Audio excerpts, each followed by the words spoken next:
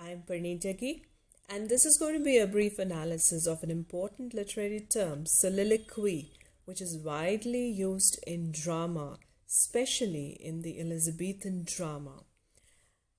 And before we take up the illustrations, because we know of some famous soliloquies by William Shakespeare, let's know how we define soliloquy.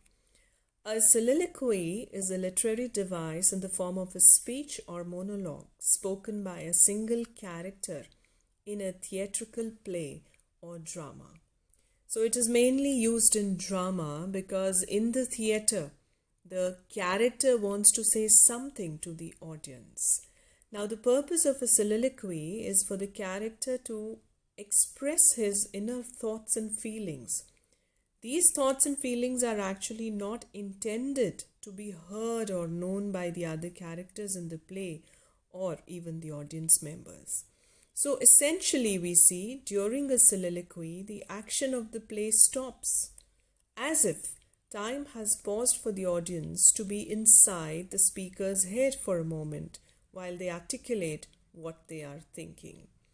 So now we see that this is effective as a literary device because it kinds of provides insight into the character's emotions and reflections. The audience comes to know of the personality of the character, of the introspective nature of the character, what kind of perspective he's carrying towards other characters, towards life, towards the world, and towards the events that are happening in the plot. Now, here I will be quoting one of the most famous soliloquies in literature, which is Hamlet's private monologue beginning with "to be or not to be," which is a famous speech by Hamlet, in which he says, "To be or not to be, that is the question, whether it's nobler in the mind to suffer the slings and arrows of outrageous fortune, or to take arms against a sea of troubles, and by opposing end them. To die, to sleep no more, and by a sleep to say we end the heartache and the thousand natural shocks that flesh is heir to. 'Tis a consummation devoutly to be wished, to die, to sleep, perchance to dream, there's the rub. For in that sleep of death what dreams may come when we have shuffled off this mortal coil must give us pause." Now, what is this soliloquy doing? In this, he is actually articulating his dilemma, whether to live or not to live, to be or not to be. That is the existential question that he is facing. So what this soliloquy does is it allows the reader or the viewers of the drama to know his thoughts, his feelings, his status about whether to live and face human suffering or to end his life and face the unknown experiences of death. So by incorporating this kind of a soliloquy in this play Hamlet, Shakespeare actually allows his audience to visualize, to understand, to comprehend Hamlet's inner conflict and confront their own feelings about this grave situation that Hamlet is facing. Now, this is actually quoted as the best soliloquy of English literature. Even I like it personally, because this one speech says a lot about this main character and why it ended into a tragedy also. So now, what was the purpose of soliloquy here? We've already discussed. It was not very common, but in Shakespeare we do find soliloquies, and even in modern works, when there is a character in drama who is giving a speech, it is primarily categorized as monologue rather than a soliloquy. However, soliloquy does serve some purposes when it comes to dramas and plays. For example, it reveals a character's state of mind, and this is particularly effective when it comes to soliloquies delivered by villains as a means of revealing their treacherous plans and why they wish to take such an action.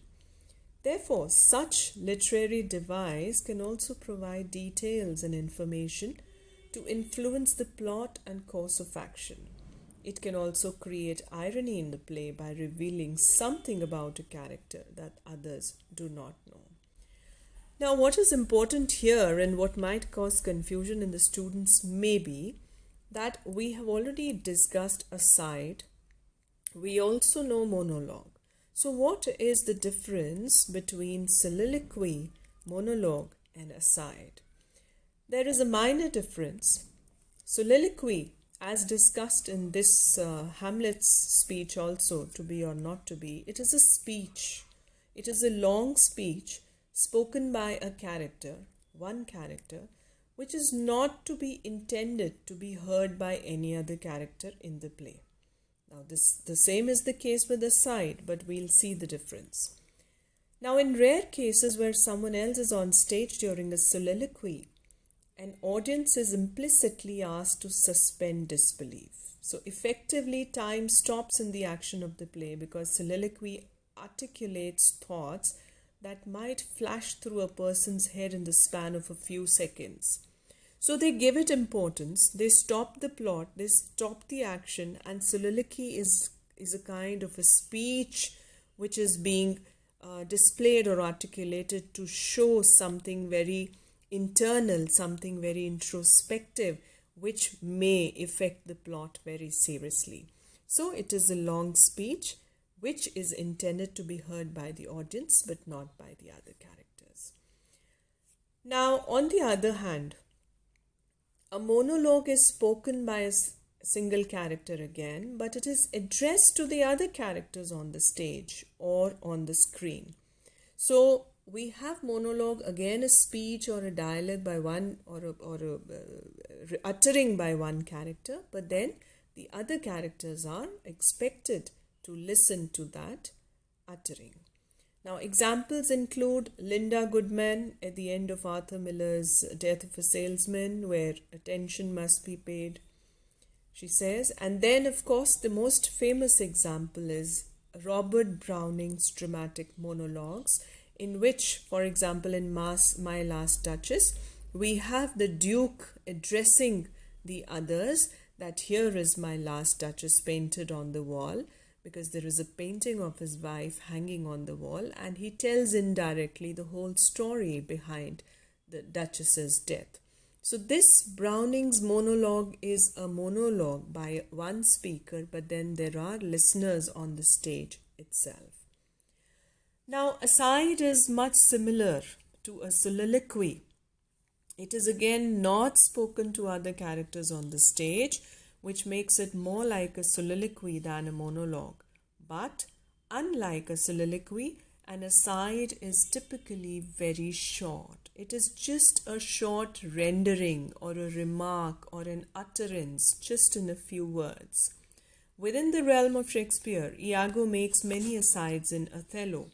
So does John Bottom in A Midsummer Night's Dream. So I hope I have made these three terms clear in this very video as to what are aside, soliloquy, and monologue. Stay tuned for the next videos. Thank you for now.